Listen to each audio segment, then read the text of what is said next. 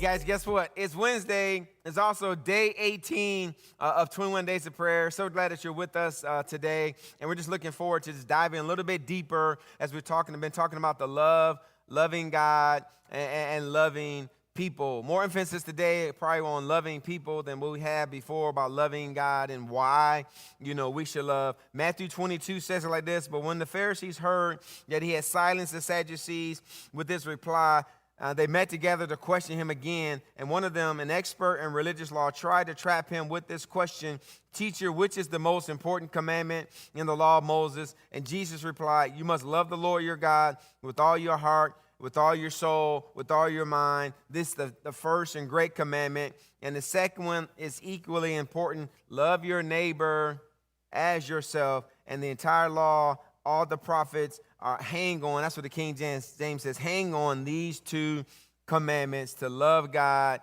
to love people. And so why are we to love? John 13 says, "Now I'm giving you a new commandment. Love each other just as I have loved you. You should love each other. Your love for one another will prove to the world that you are my disciples."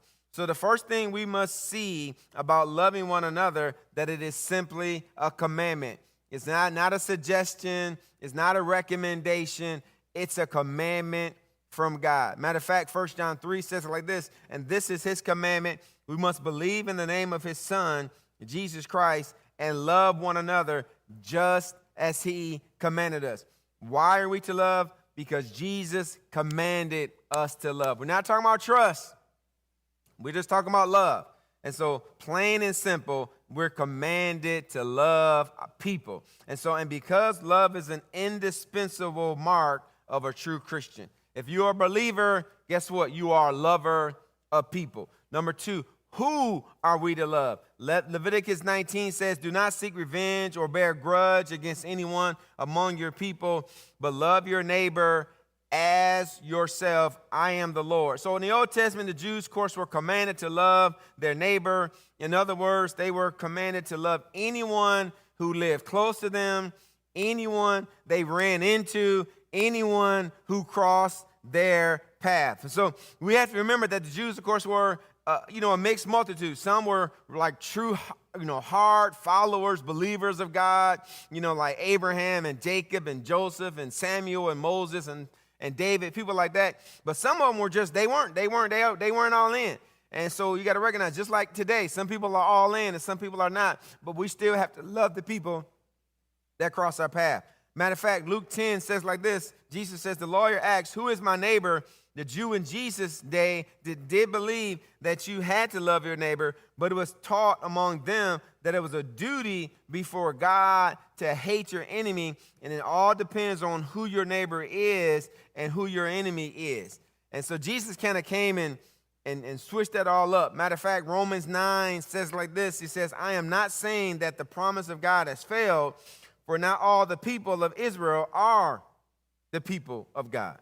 Let me say it like this again. John 13. "So now I give you a new commandment. Love each other just as I've loved you. You should love each other, and your love for one another will prove to the world that you are my disciples." So 3 different times, Jesus answered our question, who are we to love? Each other or one another? Let's start by asking who is Jesus speaking to. That's an easy one. Jesus was speaking to his 11 disciples. By this time, Judas had already left the group, and the 11 disciples were with Jesus Christ. And Jesus was speaking to the true believers, members of his church. Jesus looked at his disciples and said, "You disciples are mine, and you are to love each other." So to put it another way, members of his church are to love members of his church. Christians are to love other Christians. We're to love people, not just people who we see.